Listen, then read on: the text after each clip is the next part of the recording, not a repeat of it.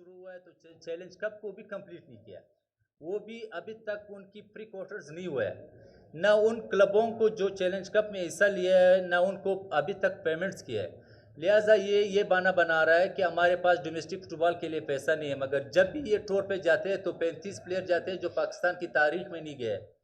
तो जब आपकी बाहर टूर्स के लिए पैसा है, आपके लिए कैंप के लिए पैसा है, आप 5 स्टार होटल में रहाइश कर रहे हैं उसके लिए पैसा है, मगर डोमेस्टिक फुटबॉल चलाने के लिए आपके पास पैसा नहीं है। लिहाजा ये सिर्फ करप्शन के लिए यहाँ पे बैठा हुआ है।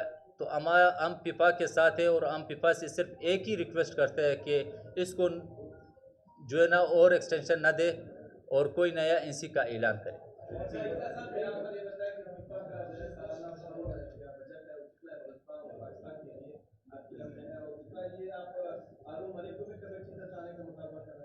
जी हमारा मुतालिबा यही है कि ये कंप्लीट जो कमेटी है, जो 4 मेंबर्स है और एक एनसी का चेयरमैन है, इसको पूरी तौर पे ख़त्म करे। और फीफा की फंड्स की बात है, वो सालाना तकरीबन $16 लाख पाकिस्तान को दे रही है और $5 लाख जो है ना एएफसी दे रही है। इसमें ये चीज़ें है कि मुख्तलिफ टूर्स के लिए जो है ना एएफसी अलग सा पेमेंट करते हैं। जो एएफसी का इवेंट्स होता है, अगर फीफा का इवेंट्स होता है जिस तरह वर्ल्ड कप क्वालिफायर राउंड है, तो उसके लिए अलग सा फंड्स होता है।